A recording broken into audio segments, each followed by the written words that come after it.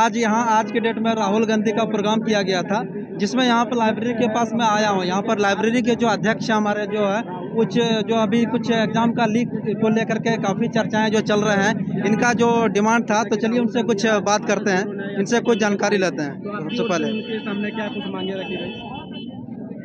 हमारे युवा नेता राहुल गांधी के स्वागत के लिए हमारे अंबेडकर पुस्तकालय के सारे स्टूडेंट यहाँ 1 घंटा पहले से खड़े थे। सारे छात्र छात्राएं उत्साहित थे, जय जयकार की नारा लग रही थी, माले के साथ थे। हम सारे जो कार्यकारिणी के सदस्य थे, हम लोग बाबा साहब को माल्यार्पण के लिए माला लेकर भी खड़े थे, लेकिन हमारे युवा नेता राहुल गांधी यहाँ नहीं रुके।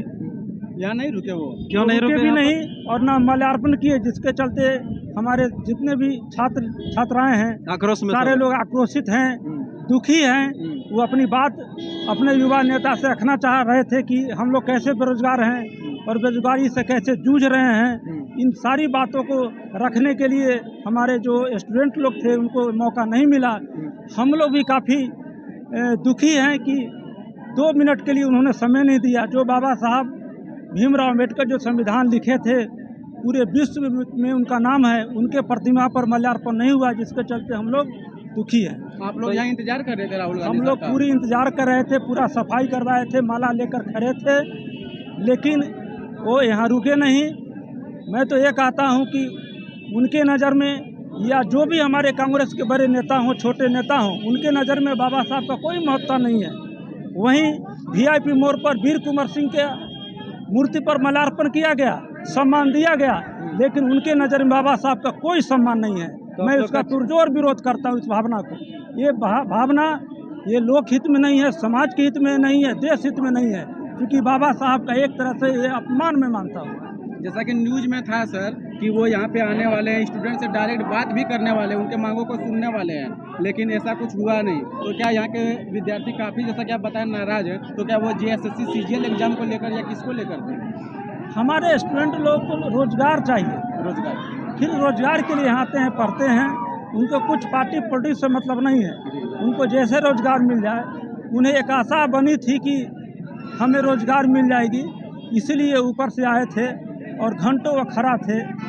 तो आप लोग का छात्र का युवा का संगठन जो मैन अध्यक्ष है, उन्होंने तो बात वगैरह नहीं की थी कि यहाँ पर उनका प्रोग्राम दिया जाए, ऐसा कुछ? हमारे अम्बेडकर पुस्तकालय में ऐसा कोई यूनियनबाजी नहीं चल रही है, कोई ऐसा तो कोई नेता आप लोग का नहीं है। अध्यक्ष तो कोई एक होगा जो कि होना चाहिए। हम लोग खुद हमारे जो स्टूडेंट हैं उनको हम लोग देख रहे। तो अपने मन से आप बोलेंगे राहुल गांधी तो थोड़े रुकेंगे? मान लीजिए कोई किसी का अध्यक्ष के माध्यम से या कोई आपका युवा नेता होता, उन्के आगे जो बड़ा नेता होता, उनसे संपर्क करते हैं। कांग्रेस के नेता, उनको मैं सूचना दिया था कि पुस्तकालय में भी आए, तो उन्होंने क्या कहा? उन्होंने कहा था कि वहाँ जाऊँगा, लेकिन नहीं आए। हम लोग तो उम्मीद लगाए हुए थे। तो क्या समय के अभाव से नहीं आ पाए? किस कारण से? क्या कारण है? मैं तो चाहता हूं कि 2 मिनट के लिए क्या बिगड़ जाता। बाबा साहब का जहां लाइब्रेरी हो, जहां हजारों छात्र छात्राएं पढ़ते हो, मूर्ति लगी हो, वहां माल्यार्पण करना हो, इससे बड़ी काम क्या हो सकती है? सुनने में आया कि उनका समय के चलते वो धनबाद जाना, धनबाद में कुछ उद्घाटन करना है, तो इसके चलते समय कैसे चल दिए? मैं तो नहीं जानता हूँ, मैं तो अपना लाइब्रेरी को जान रहा हूँ, अपना बाबा साहब की मूर्ति। लेकिन यहाँ समय देना चाहिए, उनके लिए गरिमा की बात रहेगी। क्या कमी है, क्या भावना है, मैं नहीं बता सकता।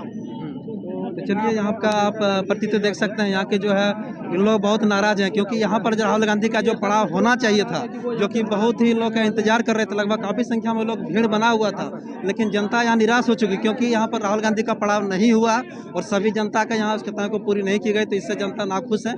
चलिए, आप भीड़ यहाँ